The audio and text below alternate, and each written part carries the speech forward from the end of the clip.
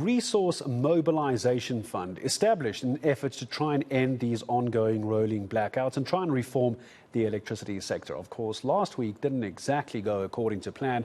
Stage 6 for Friday, Saturday and Sunday. Much better now. Well, much better, not really, but stage 4 is where we are at the moment. The fund is a response to the President's request to private businesses to try and help capacitate the National Energy Crisis Committee. Many people are saying capacitate is too fancy.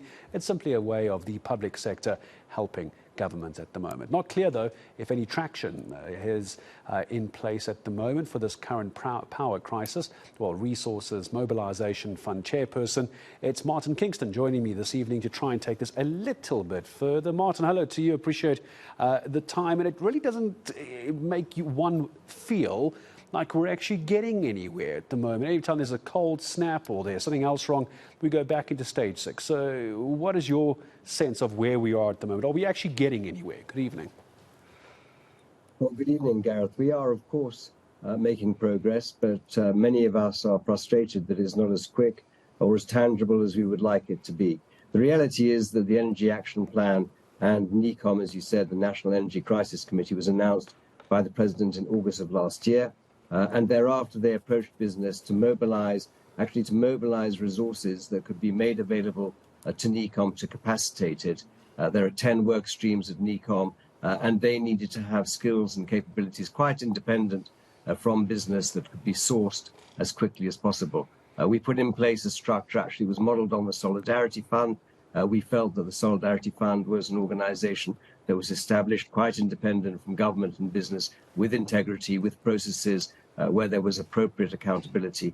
And the Resource Mobilisation Fund has been put in place with many of the same principles that underpin it: an independent board, an appropriate technical advisory capability, where we actually agree with the presidency within which NECOM is housed, the specific skills that are required, and then we go into the market to recruit either individuals or institutions that can provide that capacity. There are some 10 work streams within NECOM that are up and running, and we've now made available 5 different types of capability, from project management capability through to legal support, communication support, and indeed energy modeling and policy capability. Individuals and institutions, they don't report to business, they don't report to the Resource Mobilisation Fund, they report, in fact, to the presidency, to NECOM.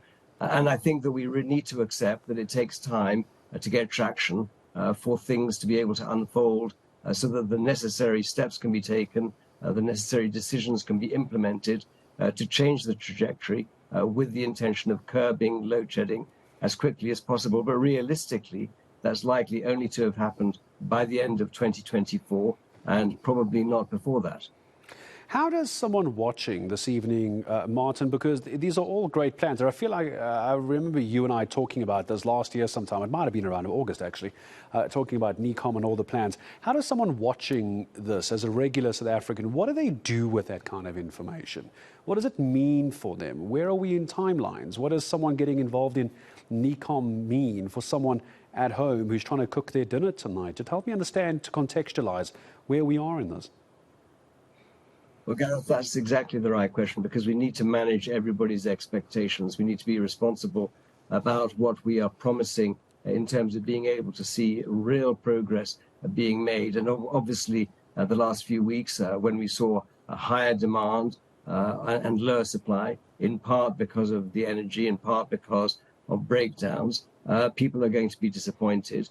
And I think we need to actually tighten our belts and assume and anticipate that the situation that we faced for the past 12 months or so is going to continue for the next 12 months. As I said, the work that we've done alongside government suggests that it's going to take until probably the end of next year to curb the level of load shedding that we have experienced to date, although we hope that that will tail off as quickly as practically possible. And to do that, we needed to make sure that there was an agreed process led and overseen by government, where business is providing support, either, as I said, through the resources of the Resource Mobilisation Fund, or through the other work that we're doing as Business for South Africa, working alongside government, actually populating some of these work streams, making sure that we've got the skills and capabilities and expertise that's available but it's going to take time. And I realize that's not the answer that people want to hear. But the reality is that this problem has been in the making for very many years, and it's going to require more than one or two decisions and one or two actions to reverse the trend that we've become, unfortunately, accustomed to having to deal with over the past year or so. I dare not use the cliche of just flip a switch and the problem will be solved. I think I'll get nailed for that one by the public. So this Resources Mobilisation Fund, we were out in Goldfields, South Deep Mine earlier, and there's a big solar project there. You may or may not be aware, Martin. I'm sure you are. You're very well read on these issues.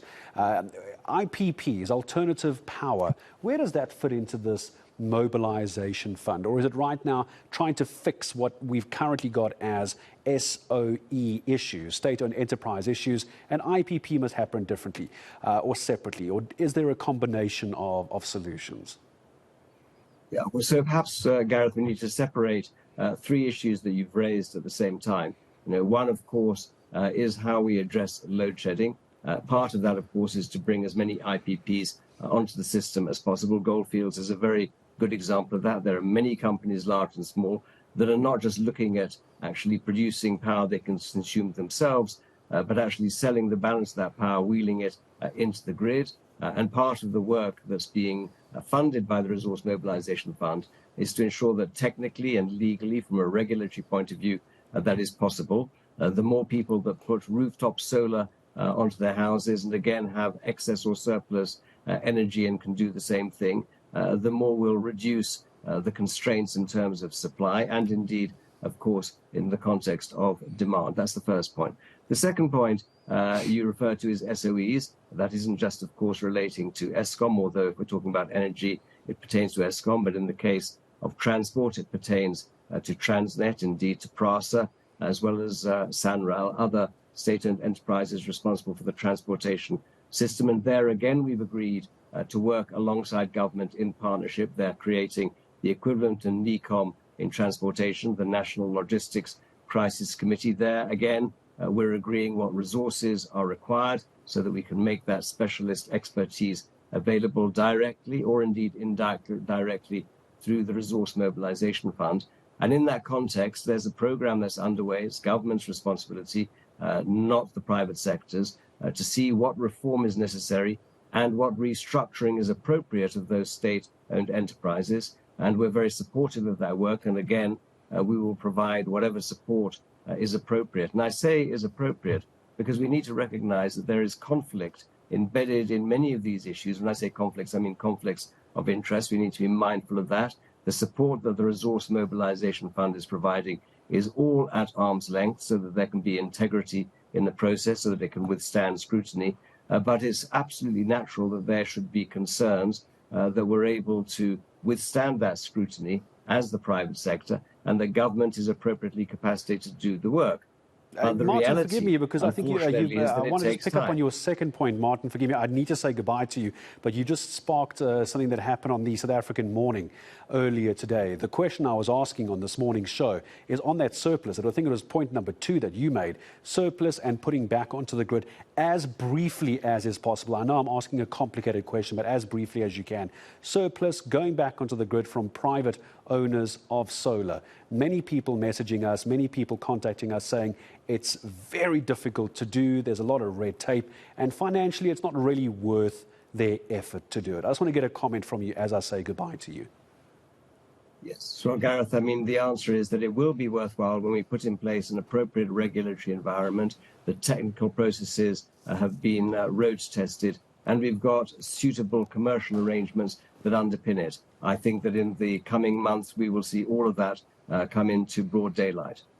Well, I certainly hope so. Broad daylight is what we need for solar at the moment, one of the IPP solutions. Martin Kingston, thank you very much indeed for making time. I mean, I really do wish it was such an easy answer to get from someone like Martin, but the problem is it's just not. It's just not an easy solution. You've got to go through the details. You've got to understand the red tape. You've got to understand the stumbling blocks. I know it's annoying, but unfortunately, this is the reality of where we are. So the more you understand about where we are in this, what needs to happen next, hopefully, it can make more sense as well. I'm learning the same as you as we go along.